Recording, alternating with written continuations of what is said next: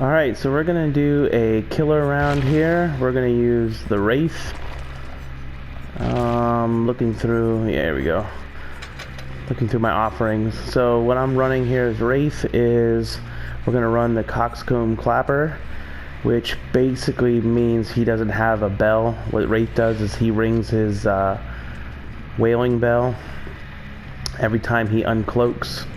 So this is going to make that silent. The survivors won't hear me uncloaking. And then I'm going to run the ghost, which after I uncloak, I do not have a terror radius or a red stain for 6 seconds. So this is going to make me very stealthy.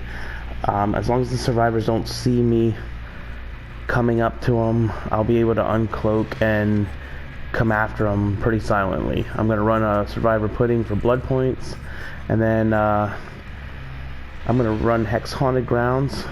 There's going to be 2 totems in the map that spawn lit like a Hex totem, and if the survivors clean one of these totems, then it's going to make them all have the exposed status for a minute, which means I can hit them and drop them with 1 hit. Barbecue and chili is you get to see survivors' auras if they're 40 meters away after you hook a survivor, and you get 25% bonus points. Pop Goes the Weasel. After you hook somebody, pick a gen and kick it, it'll regress by 25%. And then Nurse's Calling. It lets me see people healing themselves or other survivors within 28 meters. That's it. We'll get into a match.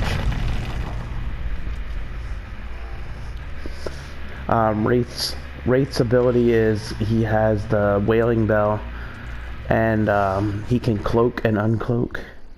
Using that, it renders him virtually invisible. You can see a shimmer of his body.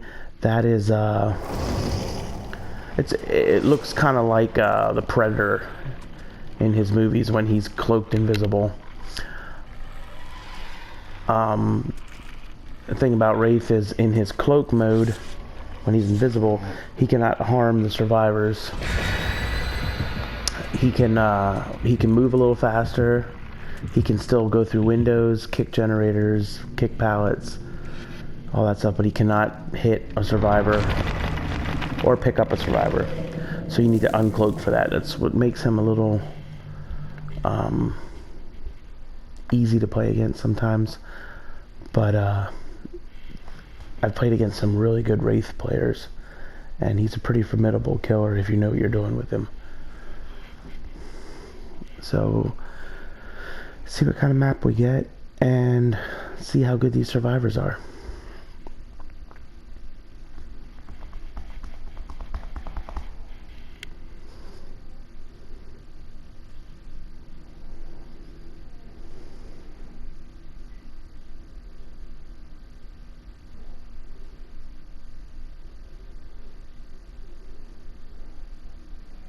With any killer game, the key is to put pressure on the survivors. Injure people, regress generators, hook, all that kind of stuff. That's the key to the game. Alright, so Ironworks of Misery is a pretty big map, so we'll have our work cut out for us here.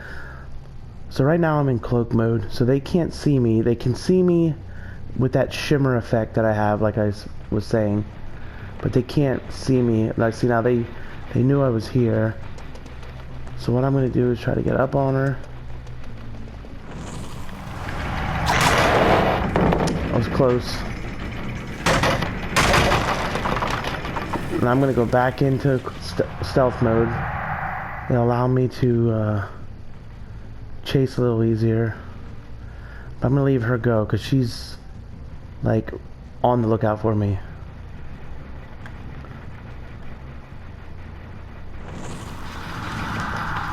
Alright, so it was only that Jake here.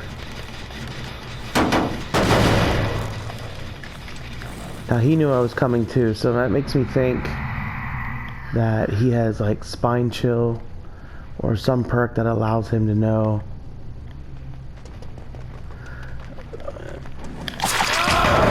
Nice. Got a nice little hit on him there before he was able to drop the pallet.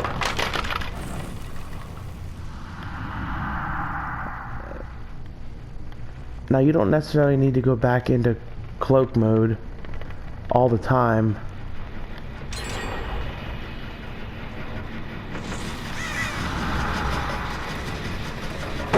I could have swung through that one, I think. Alright, this Jake is right here. Alright, so what we're going to do, we're not going to kick that gen, we're going to hang him first. Because there's a hook right here. And then instead of a normal kick on the gen, we're going to get a Pop Goes the Weasel kick on the gen. So we'll get that 25%. See how much regress that was now. I have a feeling... Alright, that was Haunted Grounds. That's perfect. We're gonna come out of cloak.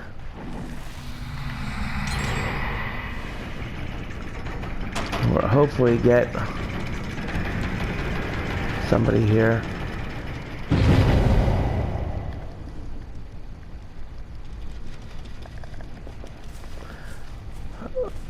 Well, we have a limited time to hit somebody with this. I don't think she realized that there was Haunted Grounds. That explosion you heard was one of my Haunted Grounds totems. So we're gonna immediately go over here. I don't think we're gonna have enough time. They're back here healing. Ooh, I might just get it. Oh, it just ran out. Oh well, that's fine. I kind of feel bad. This is the same Jake as before, I think.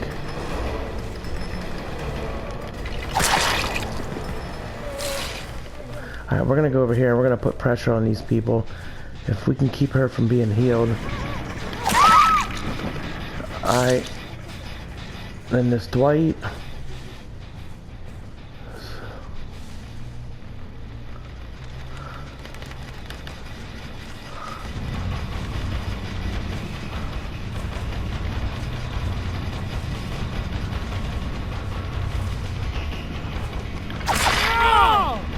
We're gonna hit him, and then we're gonna go over here and find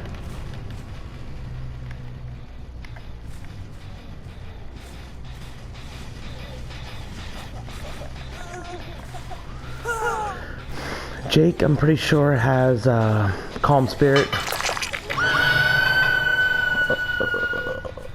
so it's hard to hear him.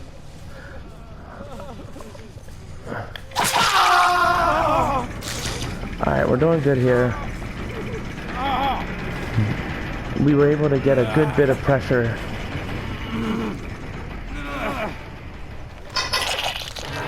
Established here. Yeah, see, he has calm Spirit. He doesn't let out his screams. Alright, these guys didn't go far. One's injured. Oh, there's the Dwight.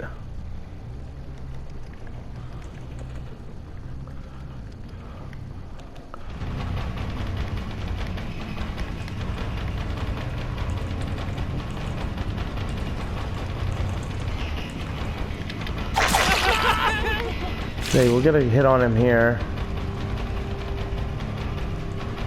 The other two are still in the hook, so that's good. Good, one died.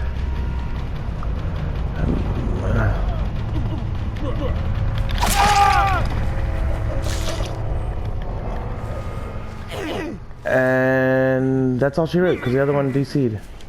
Another killer round for you guys where somebody DCs. It's not that common of a thing. It happens, but it's really not the most common thing in the world.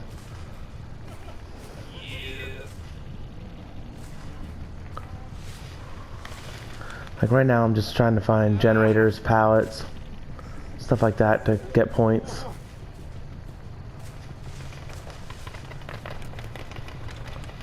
There's one.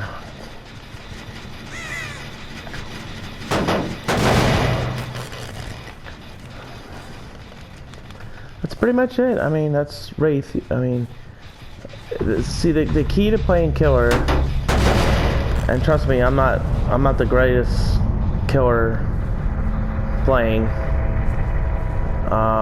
There's plenty of games where I get destroyed, but the key is to get pressure. If you can just keep them off them generators, you're pretty much set. And once you start hooking people, hindering people, then they have to heal. They have to unhook. They have to go look for chests. They have to go look for totems, and they're doing other things and not doing generators. That's the whole key. So it's a pretty good game. Kind of a quick game. I did pip. I'm into red ranks as killer now. Yeah, see, I didn't have that good of a competition on that one. 16, 9, 9.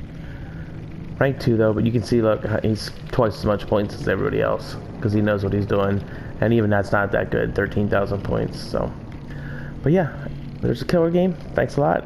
Like, subscribe. Appreciate you checking out my channel.